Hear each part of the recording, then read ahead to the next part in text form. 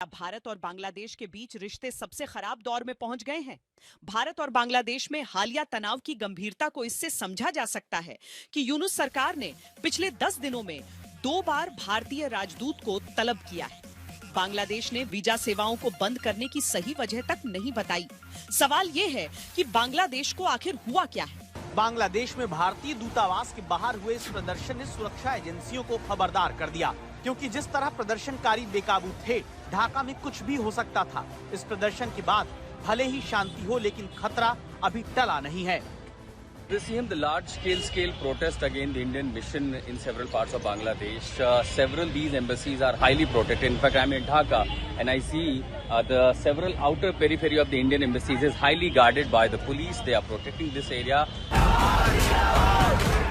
बांग्लादेश में कट्टरपंथियों आतंकवादियों को खुली छूट मिली हुई है।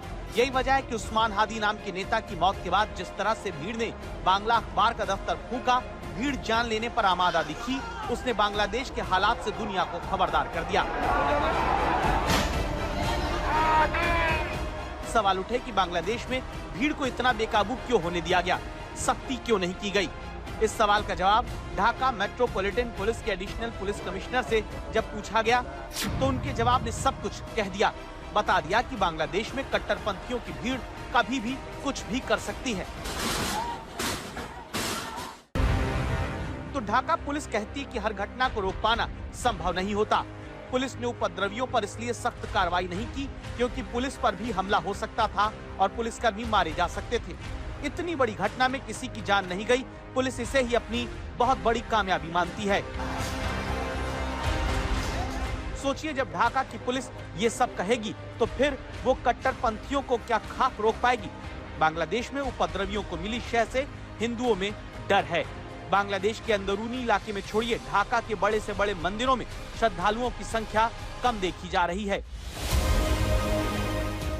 ढाकेश्वरी मंदिर का ही उदाहरण लीजिए, जो सदियों पुराना मंदिर है। इसे शक्ति का प्रतीक माना जाता है। बांग्लादेश में रहने वाले हिंदुओं की आस्था का केंद्र होने के बावजूद इसकी सुरक्षा देखिए।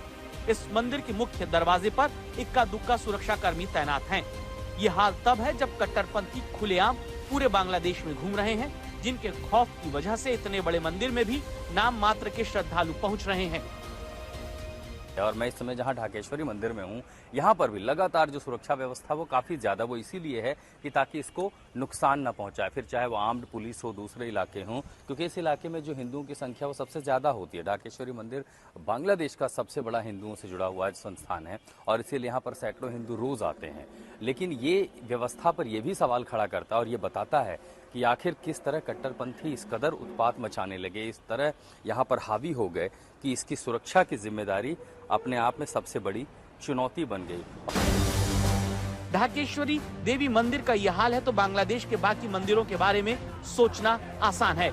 बांग्लादेश में हालात तेजी से चिंताजनक बढ़ते जा रहे हैं, जिसका जिक्र विदेश मामलों की एक संसदीय स्थायी समिति में भी किया जा चुका है। बांग्लादेश में बदलती राजनीतिक और सुरक्षा स्थिति के कारण भारत 1971 के युद्ध के बाद सबसे बड़ी रणनीतिक चुनौती का सामना कर रहा है, जिसके पीछे पाकिस्तान है। मोहम्मद यूनुस की अंतरिम सरकार बनने के बाद से पाकिस्तान और उसके कट्टरपंथियों ने बांग्लादेश में पैर पसारने शुरू कर दिए हैं। ऐसा पिछले साल से ही हो रहा है। अमी की तुमी की रजाकार रजाकार के लगते ये नारे साल 2024 से ही बांग्लादेश में सुनाई पड़ रहे हैं, जिसका सीधा रिश्ता पाकिस्तान से है।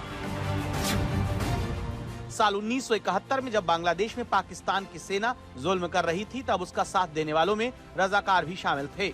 इस दौरान पाकिस्तान की सेना ने अल्पसंख्यक लोगों को चुन चुन कर मारा, हिंदू महिलाओं से बलात्कार किया, यौन उत्पीड़न किया। इस अपराध में रजाकार ने बढ़ चढ़कर हिस्सा लिया। मोहम्मद यूनुस की सरकार में इन्हीं रजाकारों का बोलबाला है। शेख हसीना सरकार की विदाई के बाद से हर बड़ी यूनिवर्सिटी में यही नारे गूंजते हैं। बांग्लादेश में आईएसआई से लेकर पाकिस्तानी सेना की दखल अचानक बढ़ गई है। पाकिस्तान की तरफ से लगातार बांग्लादेश के बहाने भारत को धमकाने की कोशिश हो रही है, जिसमें ताजा कोशिश नवाज शरीफ की पार्टी, जो पाकिस्तान की सत्ता में है, उसके नेता की तरफ से की गई है। बांग्लादेश में जो हालात हैं, उससे पाकिस्तान फायदा उठा सकता है। एक गंभीर खतरा यह है कि बांग्लादेश की धरती पर भारत के खिलाफ आतंकवादी गतिविधियां तेज हो जाएं। दशकों तक भारत और बांग्लादेश के बीच घनिष्ठ संबंधों ने आतंकवाद पर लगाम लगाए रखी। लेकिन अब भारत की सुरक्षा को लेकर गंभीर सवाल खड़े हो गए हैं। आज तक के हाथ बांग्लादेश को लेकर लश्कर आतंकी हाफिज सईद और आईएसआई का ब्लूप्रिंट लगा है।